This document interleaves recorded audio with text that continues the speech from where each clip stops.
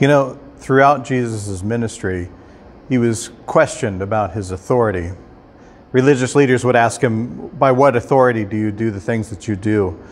And basically, what gives you the right to do it? And where does all this come from? He answered their question in the form of a question. He said, before I can answer that, answer me this. Was the baptism of John the Baptist, did that come from God, or did it come from just normal human beings? And it perplexed them because they had trouble answering that question, because they said if it comes from God, then we're kind of denying the authority because John did baptize Jesus. But if we say it comes from man, people are going to turn against us because they saw that John was a prophet. You see, to them, the whole basis of their answer had more to do with politics. It had more to do with whether or not they could retain their power. They didn't really think about what the answer truly was. They thought about what the reaction to them personally would be. That might be why they didn't really understand the authority of Christ. Because Christ did not exercise his authority through trying to just win over people or be a politician.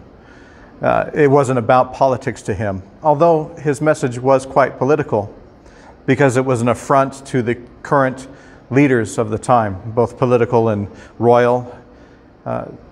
Jesus' very existence was saying that Christ is king, Christ is in charge. But the way that he was exercising that authority, it was something that people had never seen before. It wasn't through power. It wasn't through me versus they. It wasn't through villainizing other people. It wasn't through reaping what other people sowed. It was through servanthood. It was walking the streets and being there for people. It was welcoming people. It was welcoming the stranger, feeding the poor, clothing the naked. It was about healing those. It was about taking those that were considered on the outside and inviting them into the kingdom of heaven. It was about sharing that love. They had never seen somebody with authority exercise it by way of servanthood before. They had never seen somebody with such power relinquish that power through an act of sincere love.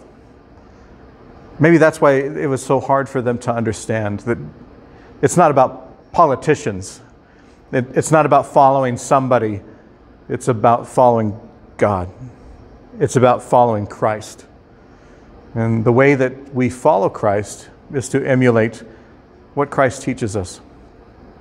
And that is to be there for each other, to love each other, to serve each other, to welcome each other, to share our community with each other. That's the authority that Christ has. So if you want to exercise based on that authority,